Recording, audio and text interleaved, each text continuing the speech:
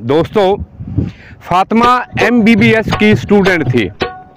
Fatima MBBS की student थी। वो असबे रवायत घर से कॉलेज की बस में पढ़ने के लिए जाती थी। जो बस का ड्राइवर था वो इंतहाई खूबसूरत था। उसने फातिमा पर नज़र रखी हुई थी। पहले हेलो हाय हुई और बाद में उनकी ये हेलो हाय मोहब्बत में बदल गई।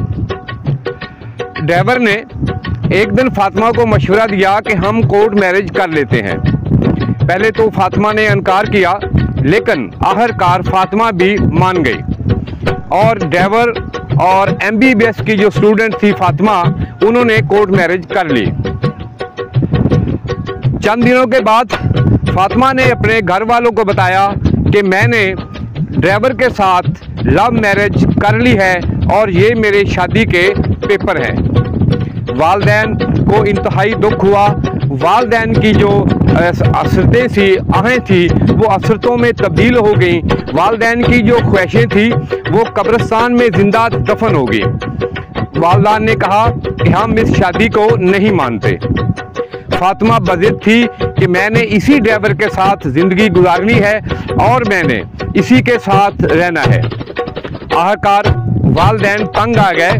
वालिदैन ने कहा कि हम आपको इस शर्त पे इजाज़त देते हैं कि आप जहां चाहे जाओ, लेकिन ज़िंदगी भर कभी आपने हमारे घर वापस नहीं आना। फातिमा इस बात पे एग्री हो गई और फातिमा ने अपना सामान उठाया और ड्राइवर के पास शिफ्ट हो गई। टाइम तेज़ी से गुजरता रहा।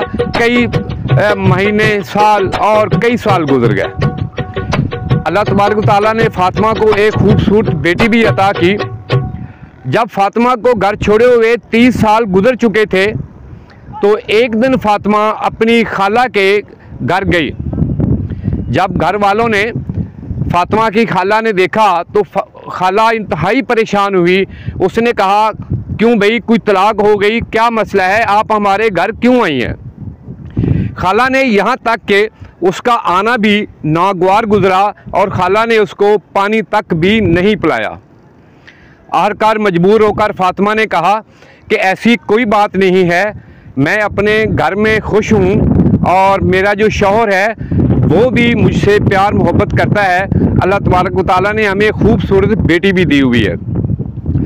तो खाला ने कहा, आखिरकार ऐसी क्या मजबूरी है जो आपको खींचकर हमारे पास ले आई है? फातिमा ज़ोरो कतार रोने लगी और फातिमा ने कहा कि मेरा मियाँ मेरा बहुत ख्याल करता है, लेकिन मेरा मियाँ जब भी नमाज़ पढ़ता है, जब भी तहज्जुद पढ़ता है, तो वो एक ही दुआ मांगता है कि या अल्लाह मेरी बेटी अपनी माँ पर ना जाए, या अल्लाह मेरी बेटी अपनी माँ पर ना जाए और ये कहीं भाग कर शादी ना कर ले। और जब मेरा मियाँ ये दुआ मांगता है तो मेरे दिल पर खंजर चलते हैं और मैं अफसुर्दा हो जाती हूँ। यही बात है कि जो मुझे आपके दरवाज़े तक खींच कर ले आई। ये मेरा एक साइलेंट मैसेज है हमारी बहनों, हमारी बेटियों के लिए जो कोर्ट में जाती हैं और कोर्ट में जाकर कहती हैं कि हमने अपने घर से 50 रुपए वाले स्टाम्प पेपर के ऊपर लिखती हैं कि हमने घर से कोई चीज़ कीमती नहीं उठाई। हालांकि सबसे कीमती वालिदैन की इज़्ज़त होती है जो उन्होंने गवा दी होती है। जब लड़की कॉलेज या स्कूल जाती है तो वालिद कहता है कि बेटा कोई भी कदम गलत मत उठाना, कदम आप उठाओगी और गिर मैं जाऊंगा।